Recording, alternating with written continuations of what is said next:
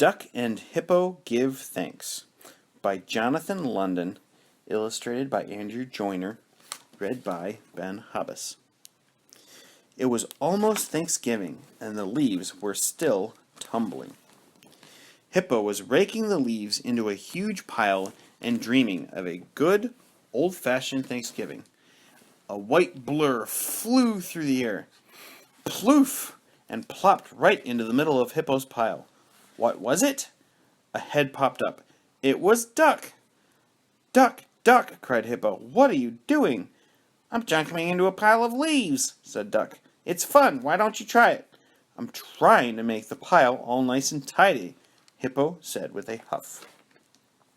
Just then, an apple fell on Hippo's head. Hippo rubbed his head, polished his apple, and handed it to Duck. "For you," he said. "Thanks, Hippo," Duck said. "Speaking of giving thanks," said Hippo, "tomorrow is Thanksgiving. Let's celebrate together." "Yes," said Duck. "I'll help, and let's invite all our friends." To get ready for the feast, Duck and Hippo went shopping. Duck said, "I want to ride in the basket." She grabbed food as they zoomed down the aisles. "Faster!" squealed Duck. Then Duck jumped out and Hippo squeezed in, but the shopping cart wouldn't budge, and when Hippo tried to squeeze out, "I'm stuck!" cried Hippo. "No problem," boomed Elephant. He lifted Hippo out.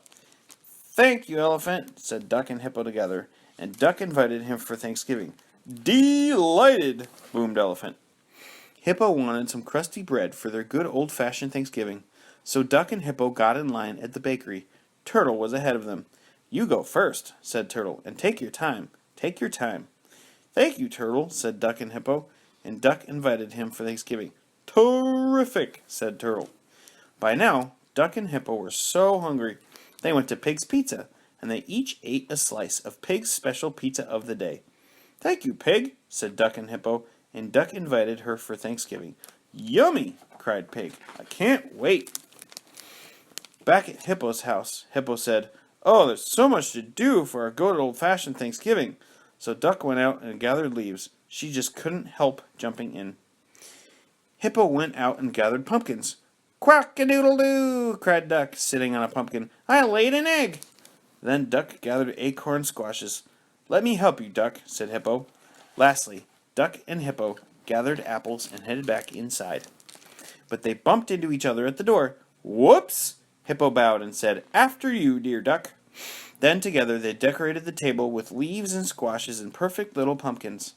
When they were done, Duck did a dance on the tabletop and sang, "Ta-da! See you tomorrow," she said, jumping off. That night, Hippo went to sleep and dreamed of a good old-fashioned Thanksgiving. Before Duck went to bed, she told her friends, "Let's make something special for Hippo." The next day, Hippo was busy. He baked a good old-fashioned apple pie, a good old-fashioned pumpkin pie, and a good old-fashioned acorn squash, and his house filled with a good old-fashioned smell.